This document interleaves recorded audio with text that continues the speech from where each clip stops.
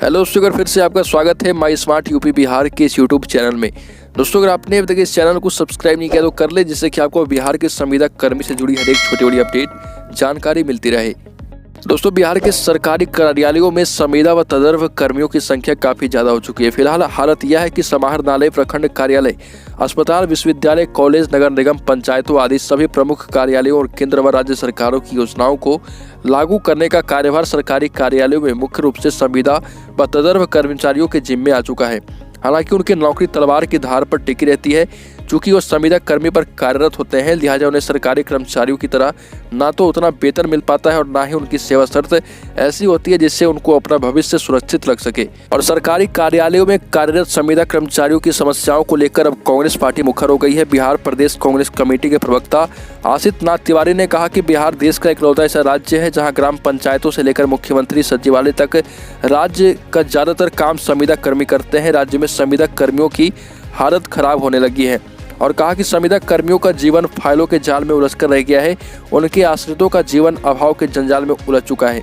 बेहद मामूली रकम पर काम करने वाले ये संविदा कर्मी नहीं जानते हैं कि कब तक इन्हें काम मिलता रहेगा और किस दिन इन्हें काम से हटा दिया जाएगा। बिहार कांग्रेस ने कहा कि ना तो वेतन और ना भत्ते की सुविधा और ना ही भविष्य की कोई गारंटी। ये वो लोग हैं जिनके भरोसे सरकार चल रही, जिनके कंधों पर तमाम योजनाओं का बोझ लदा है और जिनके सिर पर आम आदमी का ढेर सारा काम है।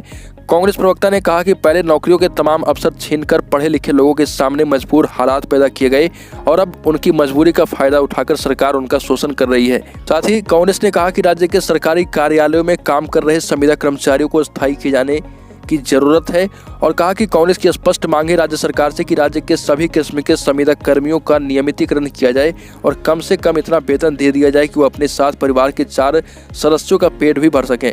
दोस्तों, आपको बता दें कि बिहार में संविदा कर्मचारियों के लिए समिति भी बनाई गई थी, लेकिन नई गाइडलाइन से प्रभावित होने वाले कर्मियों की माने तो यह समिति जो है असल में बिहार सरकार का चुनावी एजेंडा था।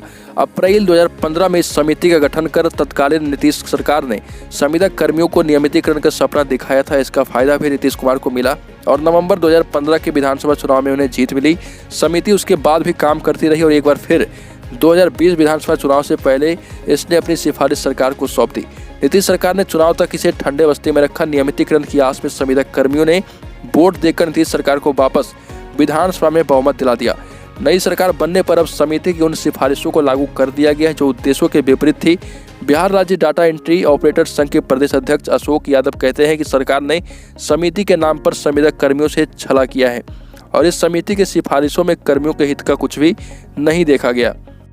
बिहार कांग्रेस ने सरकार से स्पष्ट मांग कर दिया है कि बिहार के संविदा कर्मचारियों को अपने चुनावी एजेंडे के तहत जो भी वादे किए गए थे उनके अनुसार उनकी मांगों को पूरा किया जाए और बिहार के संविदा कर्मचारियों को जल्द से जल्द नियमित कर दिया जाए।